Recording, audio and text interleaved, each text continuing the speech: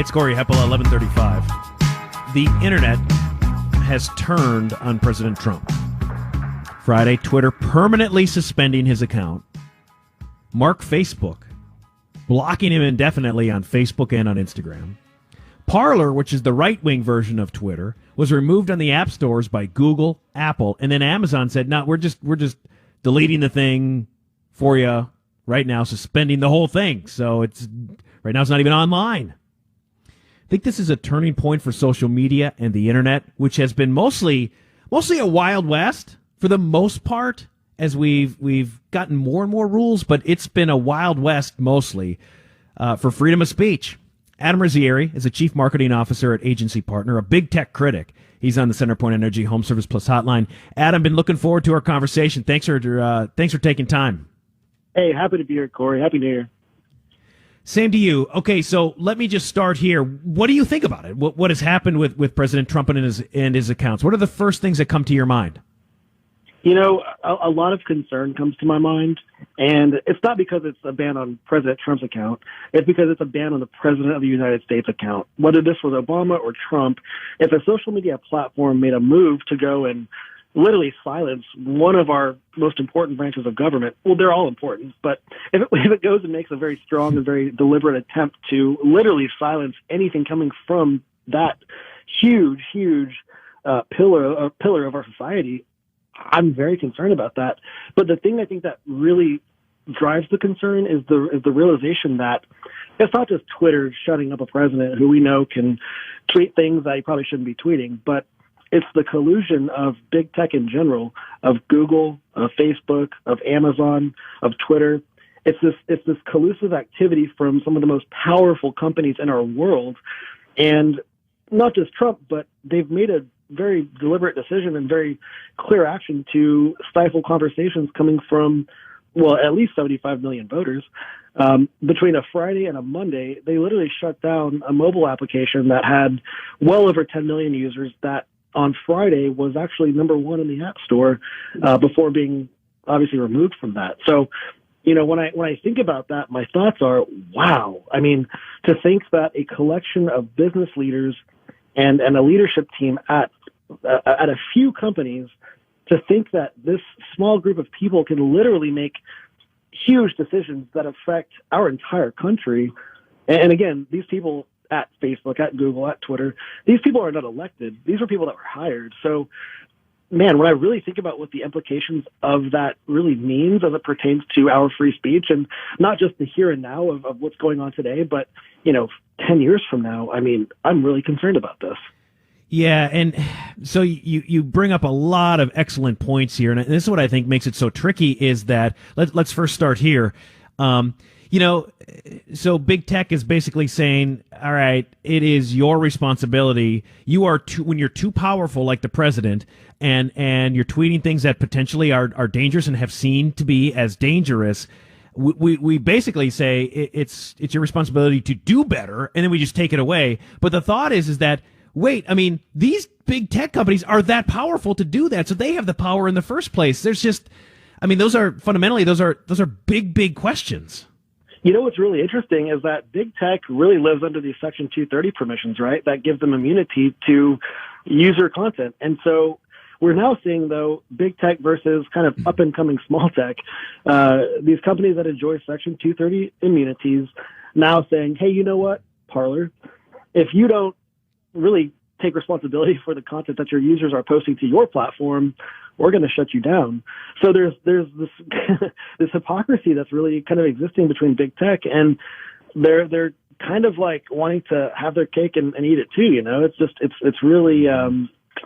It's really concerning. The long-term effects here, it's like, okay, so if big tech doesn't like any business concept that, maybe one of us or one of your listeners is able to devise, let's just say one of your listeners devises one of the most brilliant, new things to hit the market. If for whatever reason big tech thinks that you're going to compete with their business model, they're going to shut you down within the period of a Friday to a Monday. It's really scary stuff here. This is competition being stifled 101. And, until we kind of go back to the drawing boards around antitrust and competition, we're in trouble. We're in trouble here. This is stuff that I think we need to basically reach out to our legislators. We need to reach out potentially to the leaders of these big tech companies and let them know that as Americans, we have minds, we are free thinkers, and that we need to be given exposure and access to these conversations. I need to hear the best of the left. I need to hear the best and the worst of the right. Give us the information. Let us, as Americans, as free thinkers, make up our minds for ourselves.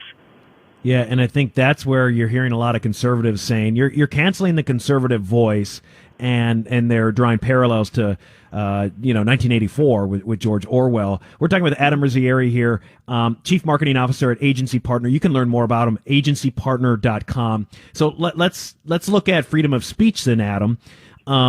Who decides what's okay to say and what's not, and what's the line, I guess? And that's where I look at this, because personally, I think that, when I look at President Trump's Twitter and Facebook and all that he's done, it's not all bad, but there's been, he's the most powerful person in the world, and there are things that he shouldn't be doing, and it certainly helped incite violence, and he's been doing this for a long time. But who says what's okay and what's not in a country that has, freedom of speech? Exactly. Someone who's not elected is who basically does that.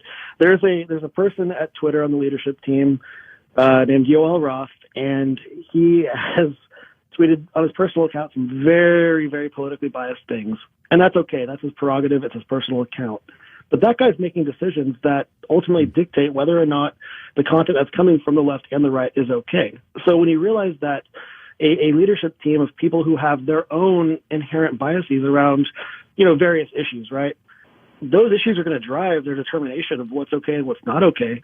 The problem is a total lack of consistency in really that question of, is this okay or is this not okay? There's no consistency there. And the idea behind Section 230 reform was to establish a layer of consistency and just to kind of create a baseline, right? That we can all understand, that we can all live by. And if somebody is out of line, it's very obvious. But right now you're seeing a double standard. You're seeing Americans and the leaders of the free world being silenced when, very simply, Twitter allows Pornhub to continue on their platform while we know there's issues and controversy there around them profiting from potentially child porn and incest. Then the supreme leader of Iran is on there asking for genocide and war against Israel. It's just beyond me that we can allow content from certain actors and individuals that are very clearly not okay, but then when it's kind of in the fringe, it's a little bit more gray there.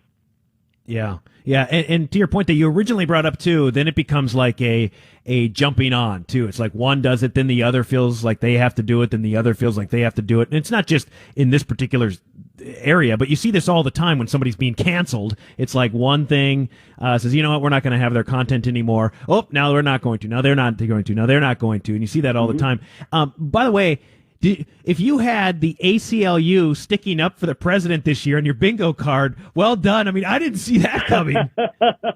You didn't, but that also goes to show you that the ACLU is doing what it was founded to do, right? Protecting civil liberties. And so, yeah, you would not have seen that coming from, 100 miles away, right? But it's nice to see that they are living under principles, right? They're living under the principles that they were established by, and they're fighting the good fight. And the sad thing is seeing, kind of what you were talking about, just one jumping off, kind of like the penguins at the edge of the glacier. One falls and the others kind of follow. It's showing that a lot of these companies are not living by principles. The ACLU certainly is. But when you have big tech colluding to literally take down individuals based on what they think is the most trendy thing to cancel, that's just hugely disappointing to see. Yeah, hugely disappointing. It's affecting employment also, by the way. People that are working at these organizations are trying to literally cancel those who have a voice, right? So it goes beyond just today's conversation, right? There's a ripple effect from this, and I think that's where the concern really should be focused. How do we change the implications of today's events? Yeah. Adam, always appreciate our conversations. Wish we had more time, but thank you for taking time out of your day to talk with us. Hey, always a pleasure, Cory. Thank you, sir. You too. Adam Rizzieri there, Chief Marketing Officer at Agency Partner, Big Tech Critic. Learn more about him, agencypartner.com. He, too, is on Twitter if you want to give him a follow.